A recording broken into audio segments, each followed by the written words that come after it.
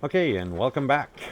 We're here on Jones Dairy Farm, and my last episode, or half test, half episode, we were talking about course play and the big leap forward it made with the problem with headlands and turns and stuff like that. And I actually found out there was still a couple little bugs there that were brought to my attention through the GitHub that I was working with those guys trying to work that out, which I believe we were able to fix. So there was somebody that commented in the comment section that it was still going around in circles for them. Try the latest version that went up today, and hopefully that's fixed for you now too. Okay, so we're going to use the course play. And we got a little bit of harvesting to do over here in, I believe it's field 6. So we'll use our teleport mod, and we're going to go over to field 6 and plot the course there. So let's unfold the harvester first. And we're going to bring up the course play. Whoops, bring up the course play. And I think because of the new plotting that they've done in the way the course is plotted, I'm going to be redoing all these. Otherwise, I would just use this saved field 6 harvester plotted course. So let's dump that, and we're going to create a new one. We're going to load field 6 as our plot from the current vehicle position, automatic starting direction. All this is kind of preset by the working width of the header. And we're going to do 2 headlands, meaning two laps of a headland. We are going clockwise, and we're going to use turn rather than smooth, and we'll generate that course. There it is. Let's go back. Double check everything here, looks good. We'll double check our speed. Now I'm dropping these back a little bit just because I don't want that to be the issue as to why the turns aren't working out correctly. I know in 17 if you had your turns too fast, it would mess it up. So we'll go here. We're going to start at the first waypoint. We'll request the driver for the harvester so that he knows he's a harvester. And tool is selected, which is correct for the harvester. And we'll set him to drive the course. Now he doesn't start at the very beginning of the field because of the headlands, if you were wondering. So again, we can come over to the settings dial here, and we can either, let me get rid of that for a moment so we can see more clearly what we're doing. And then once again, you hit the middle of the 3 dots, gets rid of all that, just leaves the beginning marker and the finish marker. But I'm going to bring it up here just for the first couple turns here. I'll just show you with the little eyeball here. You can see with the way they've course plotted it now. Still got this weird piece in the course plot where it does this, and I'm not exactly sure why it's doing that. It seemed to be a fix on one of the map fields we were working on yesterday. When I say working on, I'm referring to the assistance I was giving to the developers on GitHub for course play. And they fixed the field that we were working in that was a problem, which was Estancia Lapacho, field 29. And it had this weird course plot in there, which was part of the problem. And I see that same issue here, but we had that the other day here on Jones Dairy Farm. It didn't result in the course plot not working, but let's see what happens here. So here's where we are. We're going to come all the way around. Here's the transition point. And it's going to work this lane, which is unworked, meaning we haven't harvested it yet, but rather than making a single line down here and just spacing these slightly different, I think this may have to do with the math in the width of the harvester to keep it on the field. So that's probably why we have this narrow, what will be an overlapping pass. You'll see what I mean when we get there. And we'll zoom out a little bit. You see, you can actually zoom right out. That looks a little bit fish-eyed big time, but you can see the whole harvester head, middle button, and it sets it back to normal. I'd just zoom it out just a little bit.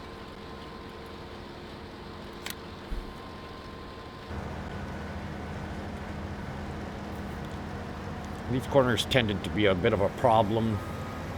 Not on every map or even every field, but they were so hit and miss. But seemingly now, with the advancement in the turn files within the course play, it seems to have worked this out. If not 100%, certainly very close to that.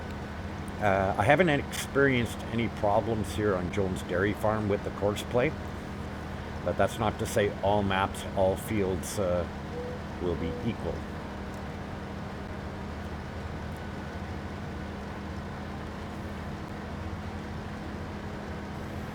Okay, so here's the first transition we're looking at. You've now got to transition to the second lap of the headlands.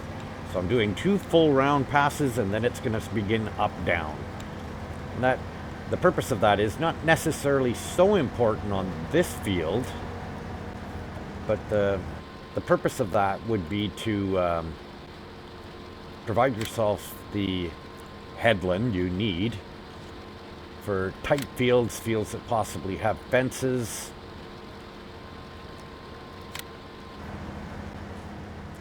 So he's going to do a second lap.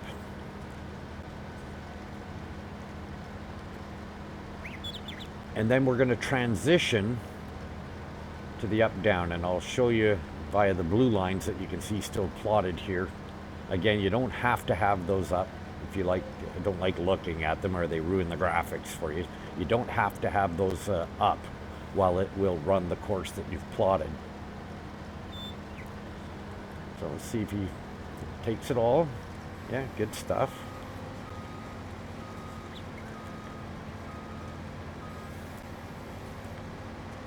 Now, you see that second line there, but that is yet to come. He's still got to finish the first or second lap of the headlands here. And see, with that nice wide space now, if you were on a tight field and you were to have fences in along here, you would need that to do a comfortable up and down without them getting stuck.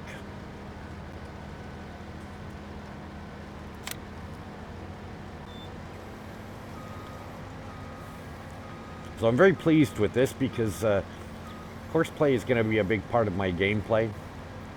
AI works great on certain fields. Now these fields are all square. Where course play is really going to come in and shine is when you get these, kidney-shaped fields or diamond-shaped fields or weird field edge paths and stuff like that. Course play will take an account of that. You do your headlands, and then it'll plot the course within that diamond, which the AI really can't do. So that's a big plus to course play. That, and the fact that, if you hire an AI, when the harvester gets full, it just sits there and waits for you to come and empty it. If you get busy and you're farm managing, it could sit there for a while. Whereas with course play, you can plot the truck that you're going to empty the harvester with to come to the harvester. When it gets full, it'll get triggered. The truck will come to the harvester will empty into the truck, and then the truck will either wait, for the next time the harvester to get full, or it will take the load that it has on it and dump it either in your silo or take it to a sell point for you that you can pre-establish as to where you want it to go based on, prices in the game, which is really cool. Okay, so this is the portion where I would have thought it would have backed up and started down this lane, and then they would have just, this plotting would would have to take into account, tongue twisted, the separation. But I think they do this because somewhere in here, if you've got it selected to turn on field, somewhere in here it's making up the distance for the header. It's not an even number of rows to go. So I think that's why this is happening, and they just get it over with right away. So we're now coming up on what will be the transition from headlands to up-down, as they call it. These are the up-down lanes. These are the headland lanes. Okay, so now he should go up here and basically do a 180 and start his next pass, which will be what I'd call a full bite of the harvester head, based on it's centered on this, so it should do a full bite, but then it comes down only doing a half bite on this lane, and then it'll be full bites the rest of the lane again. See, here I wish he would have lined himself up, backed up, and started to not miss this piece. So this is the full bite. The next lane coming down, now that we're in the up-down lanes, will be a half bite. In other words, only half the harvester head will be cutting. And then from there, it'll be full bites right up to course completion, which will be, see, right now, here's where we are. We're going to come down, and he's going to do full bites now all the way to the end. Nice little thing, if you hadn't noticed, green is the very beginning of the course plot, so for easy recognition, and then it slowly moves to yellow, and then orange towards the end of the course plot, and red, so you can, at a glance, see the beginning and the end based on the color of the line.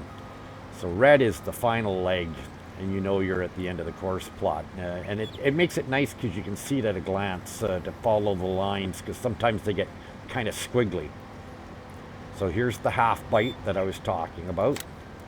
And then from when he does the 180 at the bottom, now it's full bites all the way to the end. So let's watch him do this.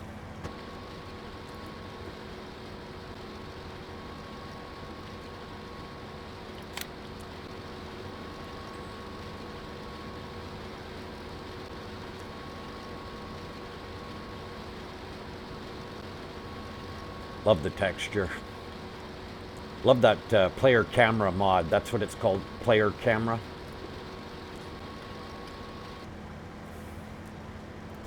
Okay, so I can actually, if I wanted to, I can take turn on field and deactivate it there, and it'll actually register. Now he's basically using up the space that he has. We may even do that based on the opposite turn direction here.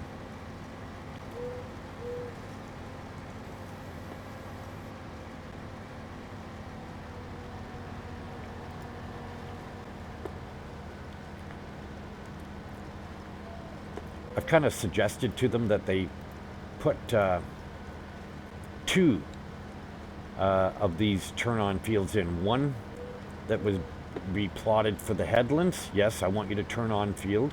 And then one for the up-down. I'm kind of asked the developer if he would put two different portions of the course being plotted, have two different opportunities to say, okay, yes, in the headlands, turn on field is activated. So headlands, turn on field, and an up-down turn on field. And you can just plot that in.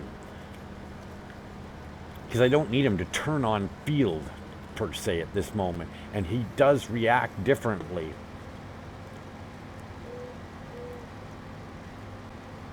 Like right now, see that backup? Because he's trying to stay tight on the field.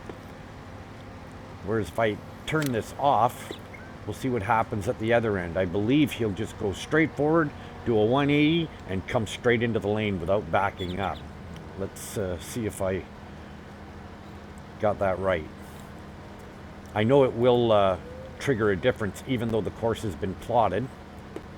I will save this, by the way. This is field 6 and the harvester. Hit enter to save. And now you'll see it here. It's a saved course. They're all grayed out right now because it's running a course, so none of this is an option. Okay, so let's see what he does here. Does he actually still back up with turn on field deactivated now? Because he knows he's got lots of room. So he should just go straight forward. Yeah, maybe not. And do a 180 without backing up. Well, that didn't make a difference on this one, I guess, so.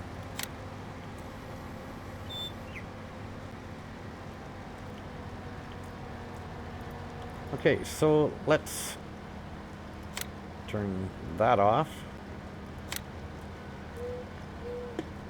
Close that. Jump out. Let him continue on doing his thing. And what else can we do here? This field needs to be seeded, so we'll use the course play over here again.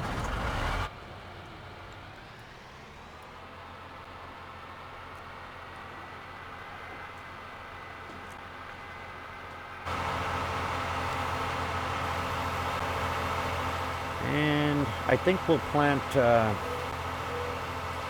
sunflower. How's that sound? We'll put sunflower in this field. We'll straighten them out. And again, I'm pretty sure there is a course plotted already, but because of the way they're changing the course plot altogether, we're going to just plot it again. And for the benefit of anybody wanting to figure out how it works.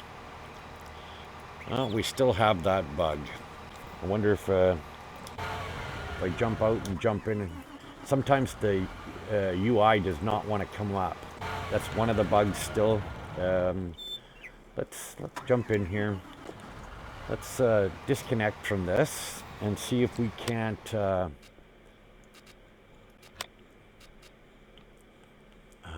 one second here.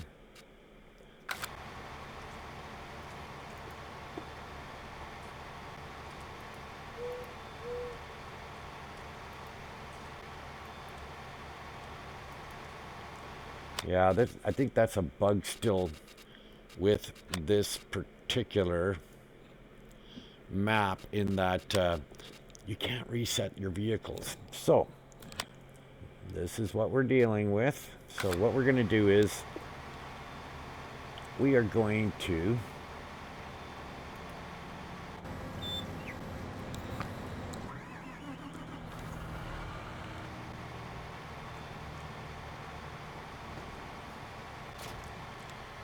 that's what was going on. I didn't realize I'd unhooked. Going, why can't I select the rear attachment? Okay, so what we're going to do, very simply, is we're just going to switch tractors. Well, we'll just switch the whole machine out. How's that? If that ever happens, if you have like 10 of these tractors and the UI doesn't want to come up for the course play, the same thing will happen.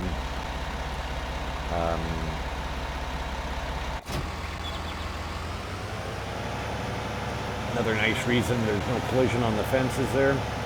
What I was trying to say is that if you have same John Deere tractor, like 10 of them, and the course play doesn't want to come up, it's not going to come up on any of them when it fails once. You have to literally restart the game or reset the tractor. But in this particular map, there's a bug. You cannot reset your vehicles. And I'm sure they'll deal with it. Okay, so what did we say? Sunflower.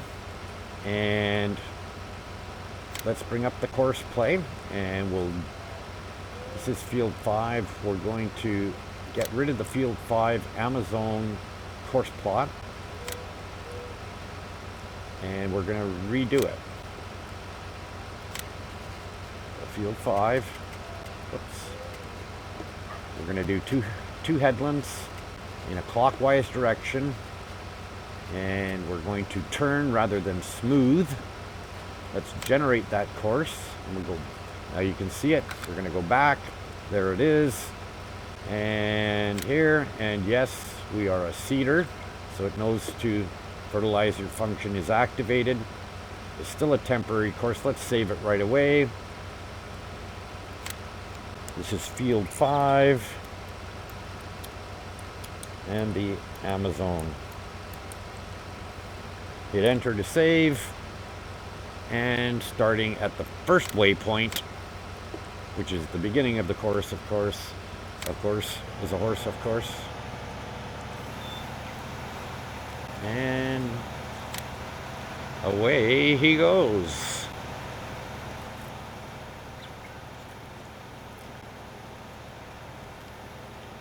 We'll take a look at that again. Close this.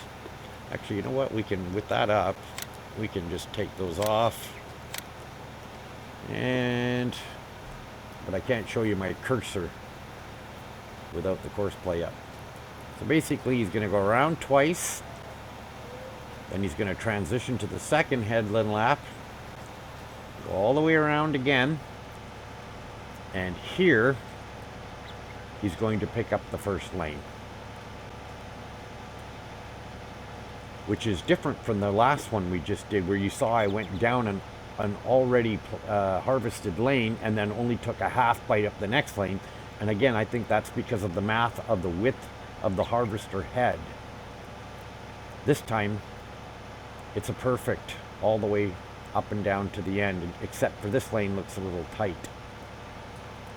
So they made the narrow lane here where you're only getting a partial bite right at the end. And I like how they show you the transition, because see how this field has this little extra jaunt on here. It's not square. When you see down here, it's going to end here and transition in a way right into the next lane, which is cool. They've actually, again, this is an improvement in what's happening in the course play.